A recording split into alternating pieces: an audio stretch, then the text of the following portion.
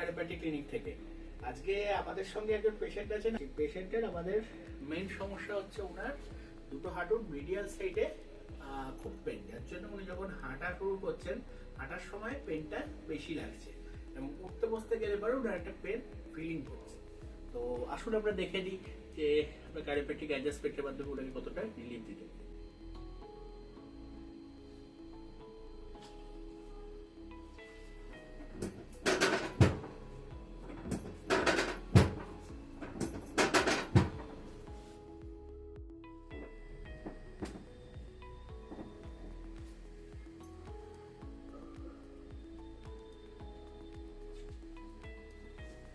Medial side adjustment করছি।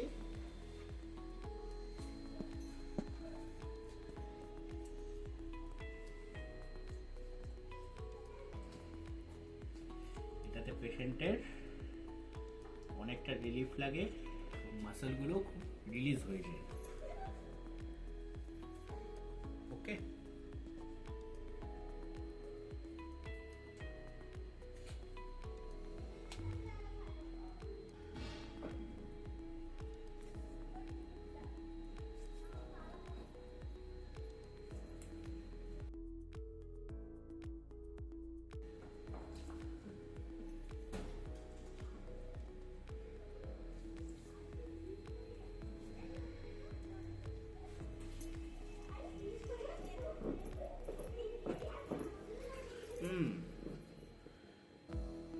Perfect.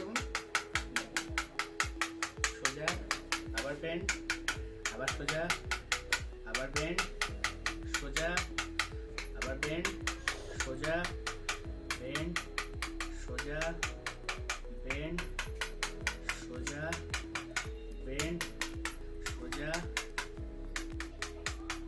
আমরা wooden hammer করছি এটাকে, যাতে জয়েন্টটা অনেক ফ্লেক্সিবল হয়,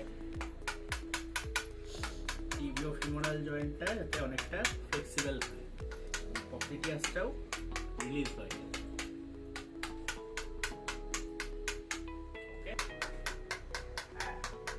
আরেকটু আরেকটু, বাহ, অনেকটা তো বেন্ড করছেন এবার। হ্যাঁ, আরেকটুখানি, খুব ভালো, খুব ভালো, ভেরি গুড।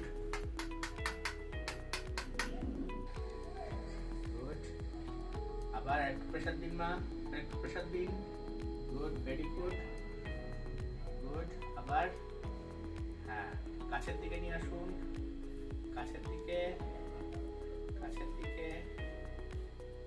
ওকে,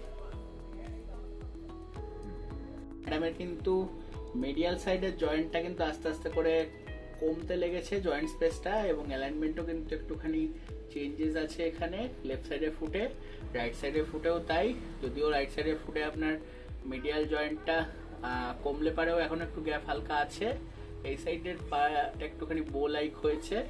তো আসুন আমরা এটাকে কারেকশন করব। তবে রাইটের তুলনায় লেফটে কিন্তু একটু প্রবলেমটা একটু বেশি, যার জন্য লেফটের রেঞ্জ অফ মুভমেন্টটা কিন্তু একটু কম হচ্ছে। এটা বেসিক্যালি আপনার টিবিও ফিমোরাল জয়েন্ট এবং প্যাটেলো ফিমোরাল জয়েন্টের মেন প্রবলেমটা, যার জন্য ম্যাডামের এই সমস্যাটা হচ্ছে।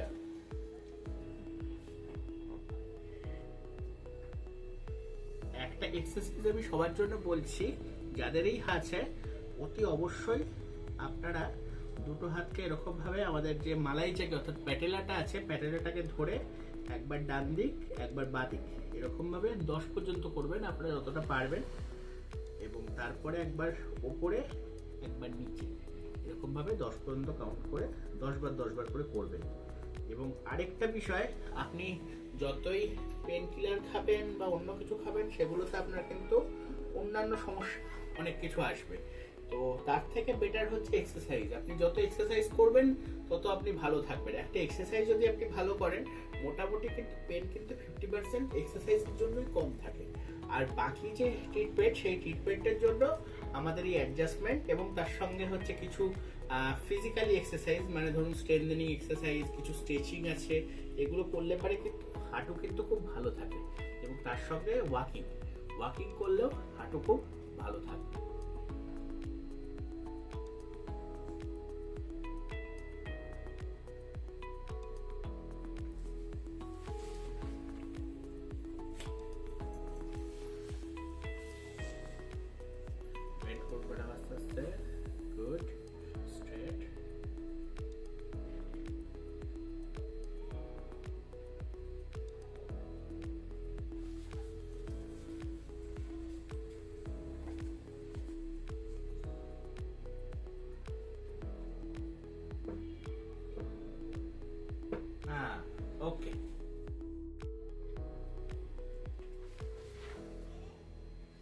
মুলিগান অ্যাপ্রোচ আমরা ট্রাই করছি।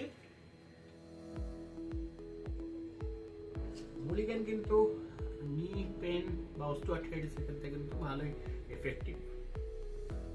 পেশেন্টও পেন ফ্রি রেঞ্জে কাজ করতে পারে। কোনো ব্যথা লাগছে কিছু?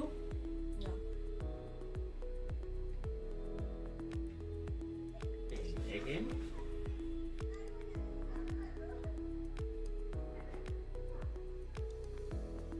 Okay.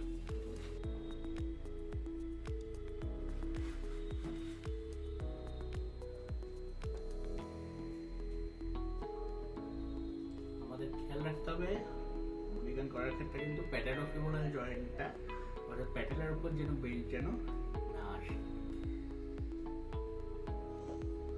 দেখুন কোনো ব্যথা লাগছে না তো? আরাম লাগছে?